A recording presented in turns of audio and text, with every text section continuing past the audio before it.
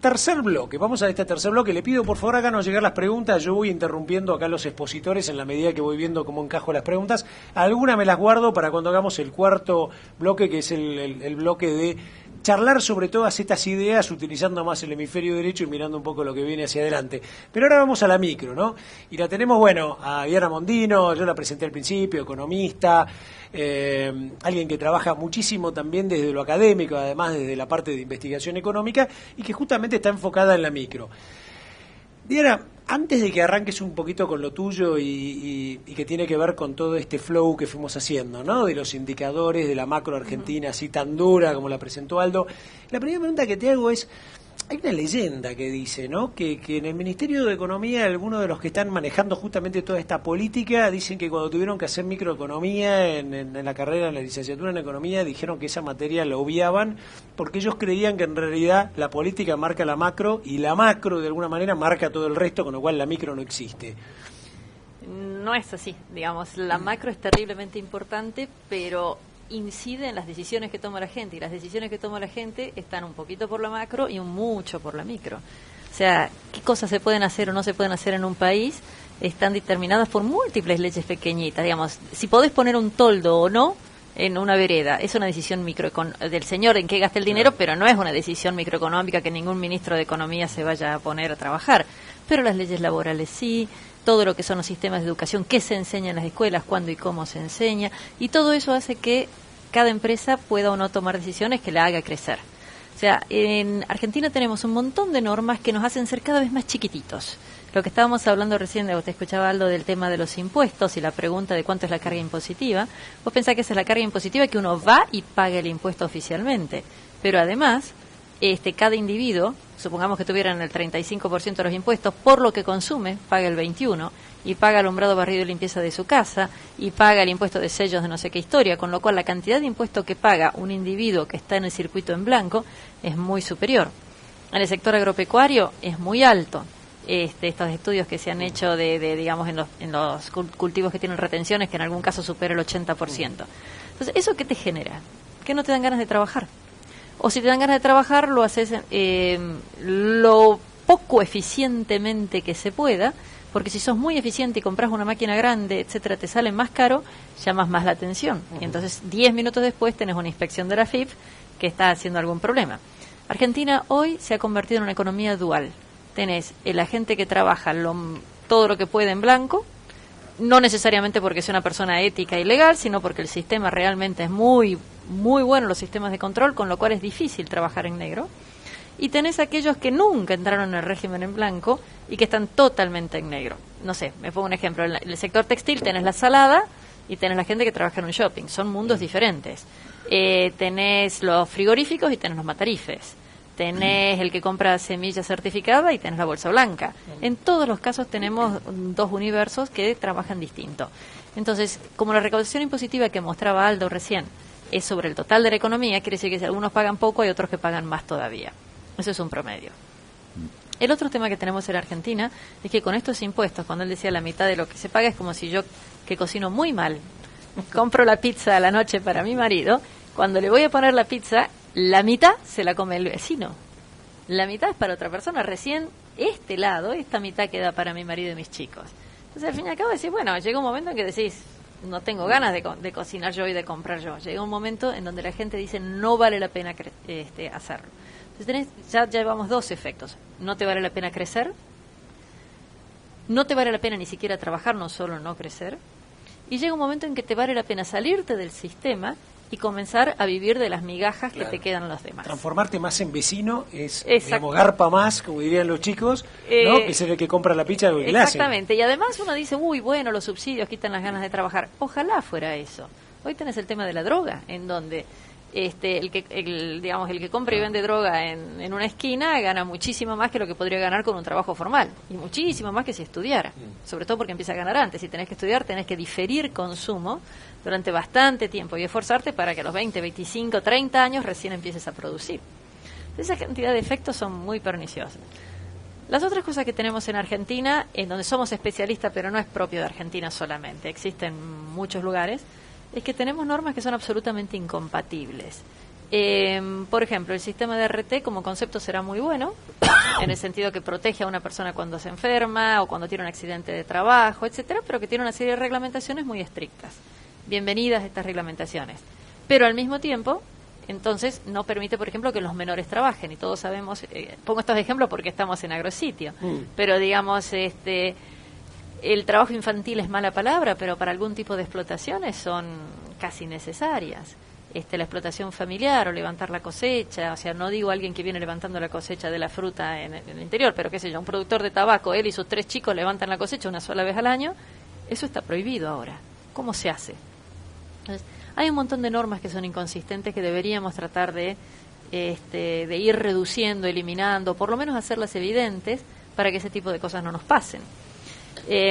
Hoy es un día importante, bueno, no sé cuándo van a, si esto sigue en directo, pero digamos hoy... estamos en directo, Estamos en directo. Sí, bueno, las preguntas están llegando, sí, llegan. Raúl, 1754, 175408, son exactamente 1758, así le decimos a la audiencia que nos está bien. Raúl Castro y Obama han hecho hoy, respectiva y simultáneamente, anuncios en sus respectivos países de que van a ir reduciendo el cúmulo de restricciones que tenían. El mito de que Cuba no funciona por las restricciones americanas es algo que a todo el mundo le gusta echarle la culpa a Estados Unidos, pero al fin y al cabo Cuba comercia con todos los demás países menos Estados Unidos y hace que, digamos, esa excusa no le va muy bien. Pero hay fotos maravillosas que han empezado a circular por internet hoy ya, digamos, de un señor que es arquitecto y en la Rambla vende un muñequitos de peluche y gana más dinero vendiendo muñequitos de peluche que trabajando de arquitecto. Pero esa es la señal de esperanza, la señal de alegría, la señal digamos, de que uno puede tener algún futuro. Digamos, la gente se ingenia para hacer más cosas, la gente se ingenia para encontrarle la vuelta a un tema. Entonces, lo que tenemos que tratar es un sistema en donde sea lo más parejo posible, lo más justo posible, aun cuando los impuestos fueran tan altos, que fueran parejos para todos. Obviamente mejor que los impuestos fueran más bajos, ¿no? Pero que no sea tan asimétrico como es ahora. Si tuviéramos la posibilidad de que todo el que tenga una iniciativa privada pueda hacerlo y no como una vez que está terminado viene el gobierno y te dice, no es tuyo, no pediste el permiso, no, esto es retroactivo. Fíjate el caso de los biocombustibles, en donde en Argentina se han hecho esfuerzos enormes. Obviamente que hay mucho dinero, pero además muchísima inteligencia, muchísima gente dedicada a pensar y trabajar en eso, y que de pronto le dicen en forma retroactiva que los derechos de exportación se van a modificar y que el precio lo va a fijar el Ministerio de Economía. Entonces, aun cuando las reglas que tenemos, que son malas, se quedaran, por lo menos que sean parejas para todos. Entonces, cada uno va a poder ir progresando a su manera y va a poder ir creciendo. La otra cosa que es terrible en Argentina es que no se valora el talento. Digamos, la gente dice las empresas son algo malo, digamos, me venía para acá y había un piquete de algo por una Navidad sin patrones, alguien que pedía esto. Bueno, si no hay un patrón, nadie te va a pagar el sueldo, o sea, hay que, digamos. Pero la función del empresario no es solamente pagar el sueldo, es organizar los recursos, es decidir a quién vender, es el que poner un poquito de viveza y picardía en la forma en que anuncia sus productos, en fabricar mejor, en ser más rápido, más eficiente, bueno, todas las cosas bonitas que sabemos, pero todo ese tipo de cosas requiere que seamos cada vez más eficientes, te obliga a ser cada vez más eficientes. Si a otro tiene una idea mejor, pues será. A nadie le molesta que gane mucho dinero un jugador de fútbol, a nadie le parece mal que un músico gane dinero, y sí le parece mal que el que tiene mucho talento para generar, no sé, estas computadoras o un teléfono celular, ese no debería ganar dinero. O sea, en eso también somos asimétricos en Argentina. Entonces, todos los aspectos tenemos que revisarlos. Y vuelvo a tu tema de que en el Ministerio de Economía si creen o no en la microeconomía. Lo primero que te enseñan la condición de equilibrio... No, porque lo que vos mencionás es todo micro. Pero son todas decisiones individuales de un montón de personas común, buscando, digamos, lo mejor para sí mismo y para su familia. Exacto. Eso es lo que impulsa al ser humano. Totalmente. ¿No? Y no conocen. Yo me acuerdo cuando en Argentina se puso el peso mínimo de faena, septiembre del 2005. El señor que puso esa restricción no pensó que los animalitos tardan en engordar y hasta que engordan no los podías vender, que es como si tuvieras una zapatería y te dicen, señor, los 3 meses que su animalito tarda en engordar, bueno, durante 3 meses usted no vende zapatos, o durante 3 meses usted no vende lo que usted vendía. O sea, es absolutamente imposible de trabajar cuando tus ingresos durante 3 meses se hacen 0. Muchísimas de las restricciones que se ponen en Argentina son así, de improviso y sin entender las circunstancias. Cuando vos facturás a un cliente, por ejemplo, hay que pagar ingresos brutos, hay que pagar el IVA. que uno tiene que pagarlo independientemente de que el cliente después te termine pagando a vos o no. O sea, todo ese tipo de cosas son tan fáciles de solucionar. Lo único que requieren es un poco de sentido común. Ni la macro ni la micro, la gente cuando lo está haciendo sabe que lo está haciendo. La gente no sabe que está trabajando de esa manera.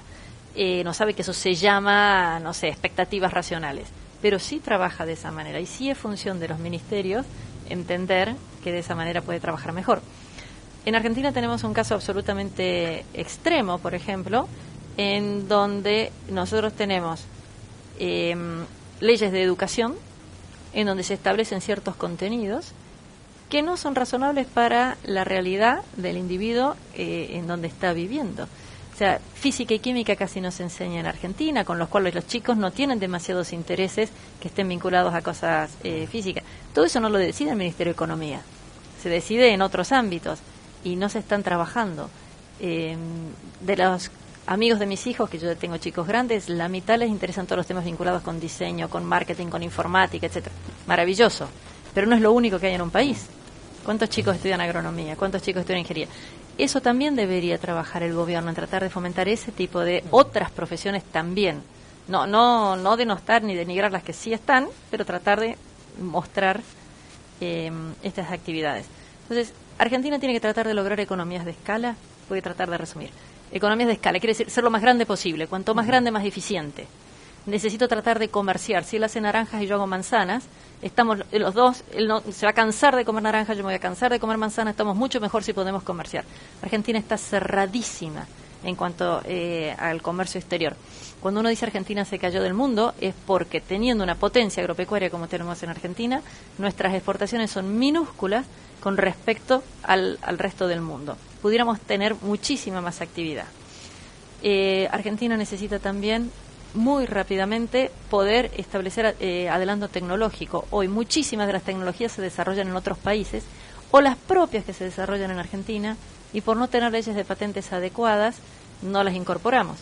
Es cierto, con patentes más caro, a nadie le cabe ninguna duda, pero mañana vas a tener una patente mejor y pasado otra mejor y vas a hacer mejores productos. En cambio, si sos muy vivo y a esta patente no la pagás, perfecto, pero nunca más vas a tener otra. Entonces hay que tener muchísimo cuidado con esas cosas.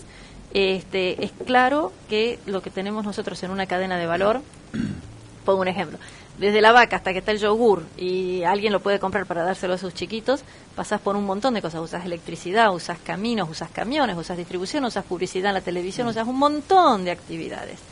Si el gobierno mata a la vaca, porque le pusiste un precio tope a la leche, todas esas otras actividades también caen.